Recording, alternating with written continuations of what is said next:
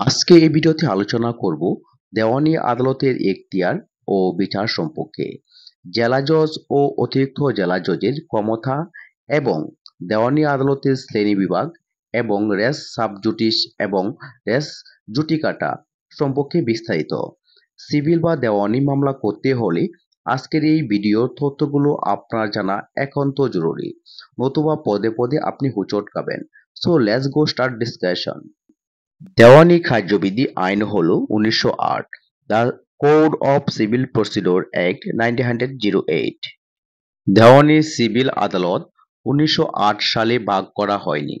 Civil codes act 1887 এর 3 ধারা মতে দেওয়ানি আদালত 5 প্রকারের। 1. জেলা জজ আদালত, অতিরিক্ত জেলা জজ আদালত, যুগ্ম জেলা জজ আদালত, সিনিয়র সহকারী জজ আদালত, সহকারী জজ আদালত। দেওয়ানি কার্যবিধি এবং সিভিল কোডস অ্যাক্ট এর 5 প্রকারের এখতিয়ার আছে: বিষয়গত এখতিয়ার, আদি এখতিয়ার, আঞ্চলিক এখতিয়ার, আত্মিক এখতিয়ার এবং আপিল এখতিয়ার। এখন পর্যায়ক্রমে সেই বিষয়গুলো পর্যায়ক্রমে বিস্তারিত আলোচনা করব। তার পূর্বে যারা এখনো আমার চ্যানেলে নতুন দর্শক, এখনো আমার চ্যানেলটি সাবস্ক্রাইব করেন নাই, আরো আইন বিষয়ক এবং বিভিন্ন তথ্যবহুল ভিডিও পেতে আমার চ্যানেলটি সাবস্ক্রাইব করে পাশে থাকবেন। বিষয়গত এখতিয়ার: দেওয়ানি আদালত দেওয়ানি মামলা বিচার করবে যদি 9 ধারায় বারিত না হয়। দেওয়ানি মামলা হলো সম্পত্তি ও অধিকার নিয়ে। Race sub judice and race judicata দেওয়ানি মামলা হলে বিচারতে গ্রহণ করবে না। রেস জুডিকাটা হলো একই বিষয় নিয়ে মামলা চলমান থাকলে ওই বিষয়ে দ্বিতীয় কোনো প্রকার মামলা করা যাবে না, অর্থাৎ ওই পক্ষদ্বয়ের মধ্যে। রেস জুডিকাটা হলো কোনো বিষয়ে চূড়ান্তভাবে শুনানি বা লিখিত বা নিষ্পত্তি হয়ে গেলে এ বিষয়ে পুনরায় কোনো প্রকার মামলা করা যাবে না এবং আদালত এ প্রকারের কোনো প্রকার মামলা গ্রহণ করবে না। 2. আদি এখতিয়ার: যে আদালত সরাসরি মামলা গ্রহণ করতে পারে সেসব আদালত হলো আদি এখতিয়ার। কারণ সব আদালত সরাসরি মামলা গ্রহণ করতে পারে না বা মামলা গ্রহণ করার এখতিয়ার নেই। 3টি আদালতে আদি এখতিয়ার আছে: 1. যুগ্ম জেলা জজ, সিনিয়র সহকারী জজ এবং সহকারী জজ। জেলা জজ এবং অতিরিক্ত জেলা জজ আদালতের আদি এখতিয়ার নেই, তবে বিশেষ বিশেষ ক্ষেত্রে গ্রহণ করতে পারে, যেমন ট্রেডমার্ক আইন এবং কপিরাইট আইনের মামলা সরাসরি গ্রহণ করতে পারে। 3. আঞ্চলিক এখতিয়ার: দেওয়ানি মামলা দায়ের করার নির্দিষ্ট অঞ্চলে ভাগ করা হয়েছে বা নির্দিষ্ট একটি ভাগ আছে। এখতিয়ারভুক্ত আদালতে এই মামলা দায়ের করতে হবে। এ আঞ্চলিক সীমার বাইরে কোনো প্রকার মামলা করা যাবে না। সিভিল কোডস অ্যাক্ট 1887 এর 13 ধারা মতে সরকার দেওয়ানি আদালতের সীমানা নির্ধারণ করতে পারেন বা পরিবর্তনও করতে পারেন।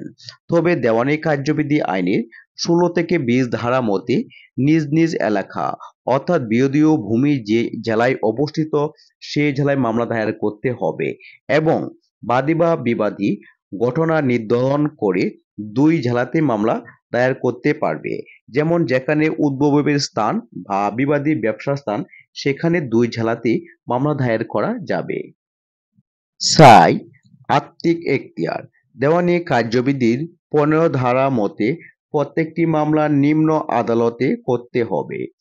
সিভিল কোডস অ্যাক্ট 1887 এর 18 ও 19 ধারা মতে আদালতের এখতিয়ার হলো, অর্থাৎ দেওয়ানি আদালত সংশোধনী 2021 অনুযায়ী আত্মিক এখতিয়ার হলো সহকারী জজ 15 লক্ষ টাকা পর্যন্ত মামলা গ্রহণ করতে পারবে, সিনিয়র সহকারী জজ 25 লক্ষ টাকা পর্যন্ত মামলা গ্রহণ করতে পারবে, যুগ্ম জেলা জজ 25 লক্ষ টাকার উপরে সীমাহীন মামলা গ্রহণ করতে পারবে।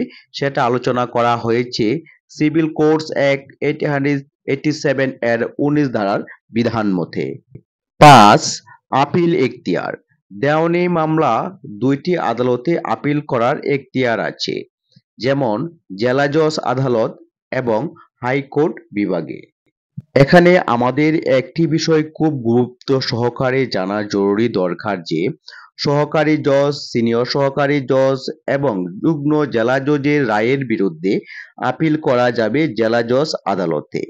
তবে যুগ্ম জেলা জজের বিচারকৃত মামলার বিষয়বস্তু মূল্যমান যদি ৫ কোটি টাকার বেশি হলে আপিল করতে হবে হাইকোর্টে।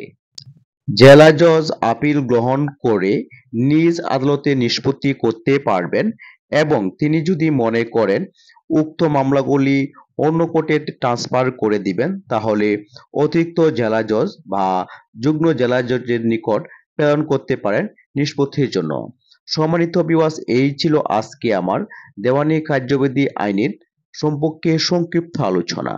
যারা এখনো আমার চ্যানেলে নতুন দর্শক, এখনো আমার চ্যানেলটি সাবস্ক্রাইব করেন নাই, আরো আইন বিষয়ক এবং বিভিন্ন তথ্যবহুল ভিডিও পেতে আমার চ্যানেলটি সাবস্ক্রাইব করে পাশে থাকবেন। ধন্যবাদ সকলকে, ভালো থাকবেন। আল্লাহ হাফেজ।